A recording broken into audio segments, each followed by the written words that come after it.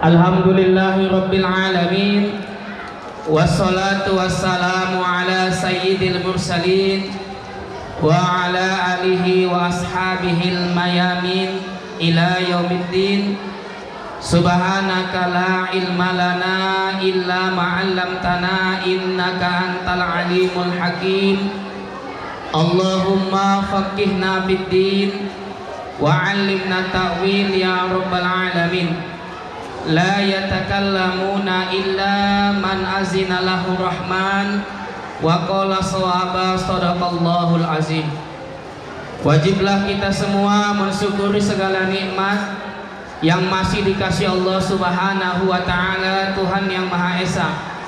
Baik itu nikmat yang jenisnya kesehatan, kesempatan, keselamatan, kemauan, iman, bahkan kehidupan yang sampai saat ini masih dikasih Allah Subhanahu wa taala kepada kita masih dapat menjalankan ataupun melaksanakan segenap aktivitas kita, baik itu yang jenisnya dunia, terlebih ibadah kepada Allah Subhanahu wa taala, baik itu amal ibadah yang wajib tentunya paling utama, maupun amal-amal ibadah sunnah lainnya.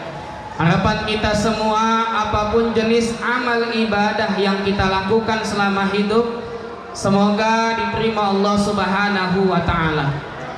Kemudian tak lupa pula salawat dan salam senantiasa kita ucapkan kepada Nabi kita, Rasul kita Muhammad sallallahu alaihi wasallam. Semoga banyaknya nanti umatnya yang dihitung amal ibadahnya. Kita yang senantiasa ingat, ikhlas hati kita, ringan lidah kita dalam bersolawat kepadanya, kemudian mau dan berusaha menjalankan sunnah-sunnahnya. Semoga termasuk nanti dalam golongan umat Rasulullah Muhammad yang mendapat syafaat di hari kiamat. Amin ya rabbal alamin. Yang terhormat kami muliakan Ketua Badan Kenaziran atau Kemakmuran Masjid Ar-Ridho beserta segenap pengurus, dan yang kami muliakan Bapak Al-Ustadz Dr. Suherman, kemudian para orang tua kami, alim ulama, tokoh masyarakat yang insya Allah kita semua mendapatkan rahmat Allah Subhanahu wa ta'ala. Wabil khusus anak-anak kami, anak-anak remaja Masjid Ar-Ridho. Cok, ada kesana apa itu singkatannya? Singkatan baju antum mah Remot, bacanya pun mau mampu sawah Remot. Yang mudah-mudahan anak-anak ini tetap istiqomah sebagaimana yang diharapkan oleh bapak dari BKM tadi. Artinya remaja bukan hanya pada hari dan malam ini mereka ramai, tapi insya Allah mereka akan menjadi pewaris hamba-hamba Allah yang ahli sujud, ahli kiblat, yang taat kepada Allah Subhanahu wa ta'ala dan mau memakmurkan masjid yang kita cintai ini. Kemudian begitu pula dengan anak-anak kami yang tadi mendapatkan piala. Mudah-mudahan ini awal dari anak-anak kami semua yang dapat piala tadi menjadi anak-anak yang menjadi masa depan agama, bangsa, negara, dan kebanggaan orang tuanya. Ada sebuah riwayat katanya Rasul itu, Bapak Ibu, dibelah dadanya 4 kali. Nabi Muhammad dibelah dadanya dalam kitab Sawi alal Jalalain. Kalau Jalalain itu berarti 2 jalal. Satu Jalaluddin As-Suyuti, yang kedua Jalaluddin Al-Mahalli. Maka namanya Tafsirul Jalalain, 2 jalal. Dia mazhabnya Syafi'i, tapi yang mensyarahkan tafsirnya mazhabnya Maliki, namanya Sawi Al-Maliki.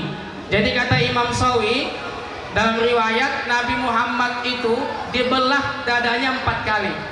Yang pertama ketika usianya 4 tahun, waktu anak-anak kecil sebaya anak-anak kita yang juara tadilah, dibelah Allah dadanya dengan tujuan supaya dia tidak sibuk bermain. Beda sama anak-anak kita, supaya jangan sibuk dia bermain di usia kecil yang mungkin menyamai anak-anak yang lain, maka dibelah dadanya supaya khusus perilakunya berbeda. Jadi jangan ada terbayang pada kita Nabi Muhammad itu baik setelah jadi Rasul, tidak. Jadi sebelum pun dia mendapatkan wahyu, Nabi Muhammad telah dibelah dadanya pada usia 4 tahun, sebagian riwayat 3 tahun, supaya dia jangan sama perilakunya dengan anak-anak yang lain. Nggak sama-sama yang lewat ini, beda. Kalau anak-anak kita kan lari sana, lari sini, situ ada tamu, situ minta duit juga mau kan, situ bawa ke masjid, situ ribut, apa yang lewat dibeli, apalagi nanti celananya pernah di mana-mana, pulang ayahnya ada yang tak berbaju, yang tak bercelana, macam ya kan, nanti disuruh ke masjid belok dia kemana-mana, begaduh di masjid pulang lagi, macam tingkahnya. Jadi Nabi supaya jangan seperti itu, maka dibelah pertama kali dadanya ketika usia 3 atau 4 tahun. Jadi murni Rasul itu pada saat itu sudah terjaga. Yang kedua kata Imam Sawi, dibelah dada Nabi usia 10 tahun. Ketika usia 10 tahun dengan tujuan supaya akmalul akhlak, akhlaknya itu sempurna. Jadi di usia Nabi yang 10 tahun menjelang baliknya sebagai manusia, maka Nabi sudah terhormat untuk menjadi manusia yang berakhlak. Artinya perilakunya telah sesempurna manusia. Manusia paling sempurna pada satu akhlaknya adalah ketika Nabi usia 10 tahun sudah sempurna.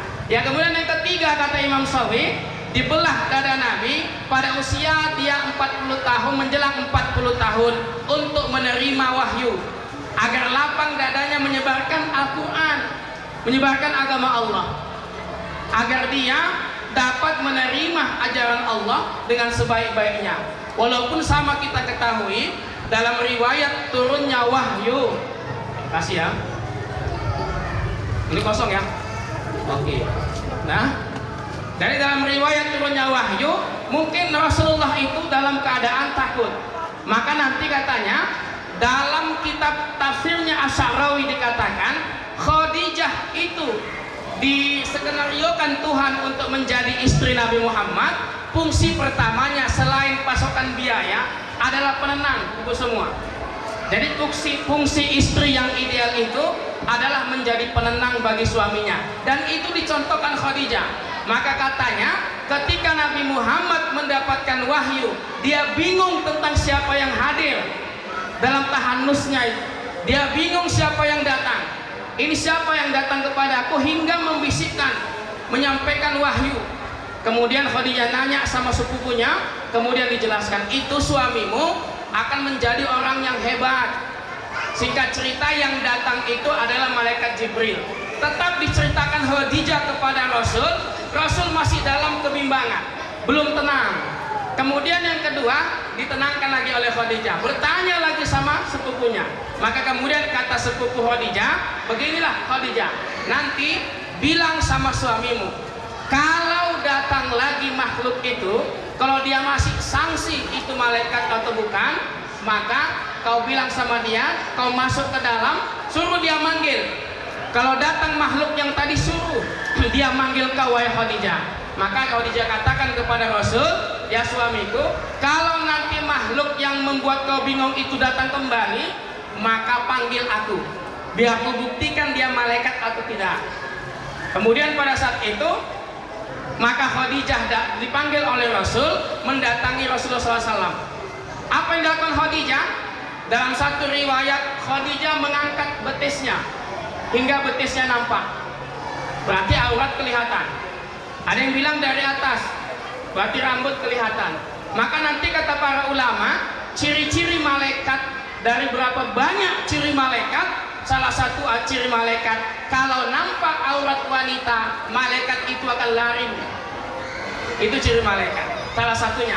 Maka pada saat itu, ketika Rasul itu memanggil Khadijah, Khadijah masuk ke kamar, kemudian ditarik celananya sampai betis, yang datang itu kabur.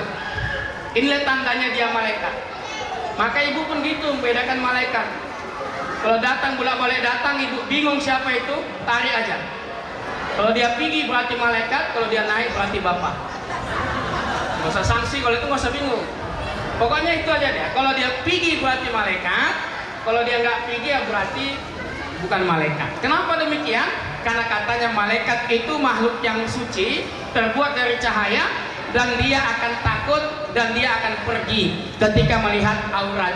Maka bisa kita bayangkan bagaimana kalau di suatu daerah aurat itu tidak tertutup.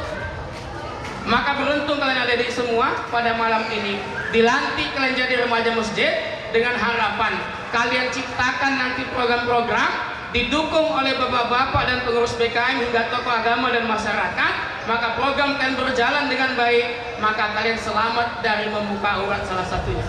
Karena kalau datang ke masjid tidak mungkin pakai celana tidur lagi, ya kan? Nah, pastilah pakai jilbab. Ini kan cantik semua. Pakai jilbab besok pagi nggak tahu lawak kan, ini cantik semua. Nah, bibirnya merah semua, nggak tahu kita mana janda mana gadis, merah semua. Nah, berarti kan bagus itu. Inilah hikmah sederhana ini. Maka wanita itu, wanita sekarang Bapak Ibu, kalau mau nengok cantiknya di mana, Aisyah Miraj. Nggak ada yang jelek. Kedua undangan, ketiga layak, takziah cantik semua. Pada pulang ke rumah, entahlah, nggak tahu lagi kita. Macam lah itu udah. Yang bolong, yang koyak, yang kesep, macam-macam lagi. Nah, tapi kalau udah datang ke majelis, wanginya luar biasa, luar biasa. Maka nanti begini, kan ada hadis mengatakan perempuan yang pakai wangi-wangian keluar rumah maka sama dengan perempuan penghibur. Ini hadis sahih. Cuman maknanya yang perlu diluruskan, maknanya yang perlu ditafsirkan. Maksud Nabi kata para ulama, kenapa dikatakan demikian? Yang dimaksud itu adalah perempuan yang memakai wangi-wangian dengan tujuan dia menggoda yang bukan mahramnya atau menggoda yang tidak halal. Bukan sekedar pakai wangi-wangian